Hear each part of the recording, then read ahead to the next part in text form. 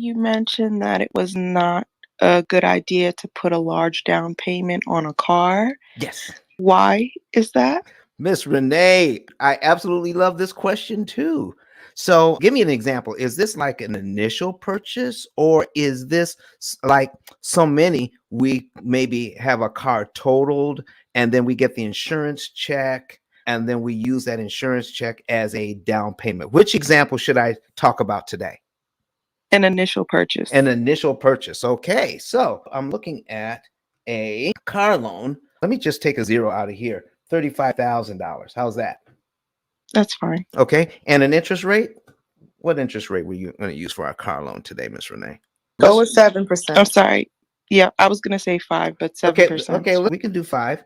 All right, and I always go opt for the longest term available. Let's just say we can put it out there for 84 months. Okay.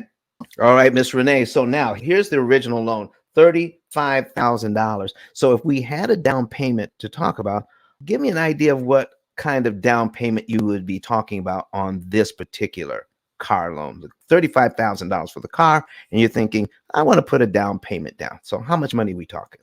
2,000. 2,000. So we're going to put $2,000 down, and then if we do $2,000 down, we're going to take a look at the difference. And now we're going to duplicate this tab. And now instead of 35,000, boop, boop, boop, it's 33,000. Okay. 33,000 at the same. Okay. Boom. And there we go. 33,000. All right. And here's the difference between the two. This one is 35,000. We have a payment of $494.69.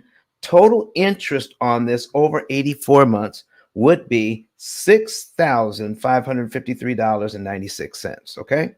That's if we kept it for the entire 84 months. In the P.I.L.L method, we're not going to pay anywhere close to that.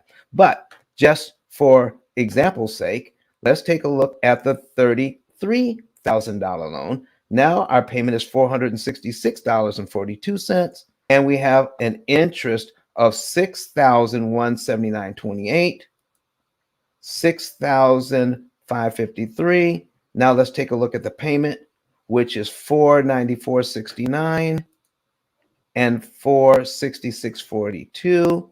You see, so we're talking about a $30 difference with $2,000 down. Do you see that? Yes. Okay, so let's take a look at the 35,000. Now, if I take this loan, I still have my $2,000, correct? Yes. All right. So could I make a payment here? All right. And then put my $2,000 down as a principal prepayment and not start out at 84 months. But if I put my $2,000 as a prepayment, I would go to month 6 on my amortization schedule in just 1 month. I knock off 6 months with that $2,000 and save about $800, about $714 in interest I never have to pay by putting that $2,000 down as a prepayment to a loan instead of a down payment. So if I use it as a prepayment, I start my loan actually here. My second payment would be on line 7 of the regular amortization schedule. I would start here. This would be month 2 for me on this one.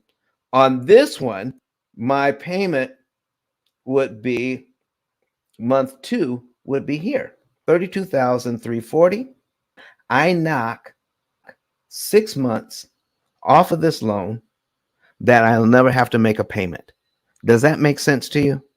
Yes. So instead of making the down payment, you're saying that you should just make a prepayment of 2,000. Right. If those were your choices, either I'm going to make a down payment or I'm going to make a prepayment with $2,000, you just knock 6 months off of that loan by using the $2,000 that way.